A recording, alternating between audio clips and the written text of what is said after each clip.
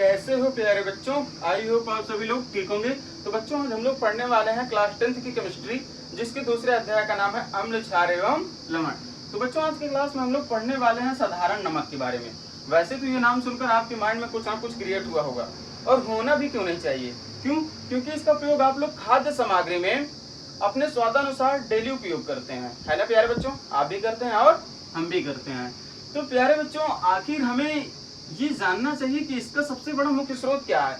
Initial sodium chloride का सबसे बड़ा मुख्य स्रोत क्या है? तो प्यारे बच्चों सोडियम क्लोराइड का सबसे मुख्य स्रोत होता है समुद्री जल से। किसका? समुद्री जल जो सबसे बड़ा स्रोत होता है सोडियम क्लोराइड का। दूसरा झीलें, जैसे सांभर झीलें।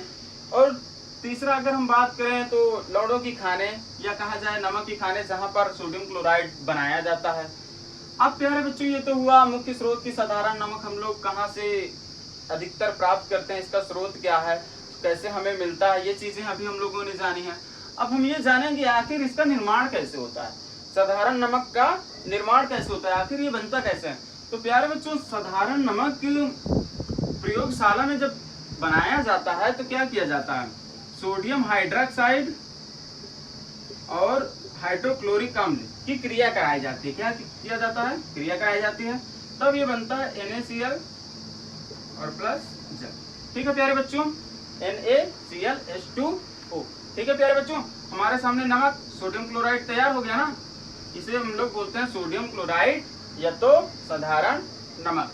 तो प्यारे बच्चों क्या किया जाता है प्रयोगशाला में, सोडियम हाइड्रोक्साइड की क्रिया हाइड्रोक्लोरिक अम्ल से जब कराते हैं तो हमें नमक प्राप्त होता है। या तो आप एक तरीके से ये भी कह सकते हैं कि क्षार की क्रिया अम्ल से जब कराए जाते हैं तो हमेशा लवण प्राप्त होता है।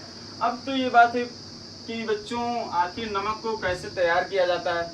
अब बात करेंगे हम लोग कि ये जो नमक होता है इसका उपयोग किसमें किया जाता है। तो प्यारे बच्चों एक तो आप साधारण भाषा में जानते हैं कि खाद्य सामग्री जिसे हम लोग अपने स्वादानुसार उपयोग करते हैं। दूसरी चीजें ये हैं कि इसका प्रयोग साबुन बनाने में भी किया जाता है। तीसरा, जैसे कुछ पहाड़ी एरियाज होते हैं वहां पर जो बर्फ जम जाते हैं उनको पिघलाने के लिए भी साधारण नमक का उपयोग किया जाता है। तीसरा, जैसे हम लोगों के यहाँ मछली, अचार वगैरह, तो इनके परिक्षेपण के लिए भी किया जाता है। तो बच्चों जितनी भी चीजें अभी हम लोगों ने जस्ट समझी साधारण नमक के विषय में, वो हो चुके हैं बोर्ड पे नोट। आप वीडियो को स्टॉप कर लिख भी सकते हैं। अब प्यारे बच्चों हम कम वर्डों में कुछ बेहतर समझाने की कोशिश करते हैं। आई होप आप लोगों को कम्प्लीटली समझ में आए। साधारण नमक, इसके 3 मुख्य स्रोत निम्नलिखित हैं। पहला, समुद्री जल जो सोडियम क्लोराइड का सबसे बड़ा स्रोत है। प्यारे बच्चों जो हम नमक प्राप्त करते हैं उसका सबसे बड़ा स्रोत क्या है? समुद्री जल। दूसरा, झीलें जैसे सांभर झील, जहां पर हम लोगों को NaCl प्राप्त होता है। तीसरा, लवणों की खानें। अब प्यारे बच्चों बात करेंगे हम लोग साधारण नमक का निर्माण। आखिर जो हम लोग नमक उपयोग करते हैं उसका निर्माण कैसे होता है।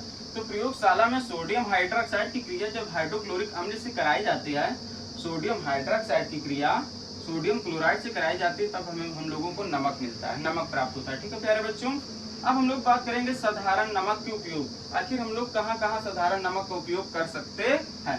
पहला, हम लोग करते भी हैं साबुन बनाने में। दूसरा, ठंडे प्रदेशों में बर्फ को पिघलाने के लिए हिम मिश्रण के रूप में करते हैं।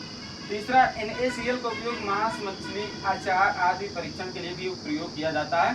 फिलहाल कई जगह उपयोग किया जाता है। हम कुछ बेसिक आप लोगों के लिए लेकर आते हैं, कुछ बेहतर डिफिनेशन आप लोगों को देने की कोशिश करते हैं।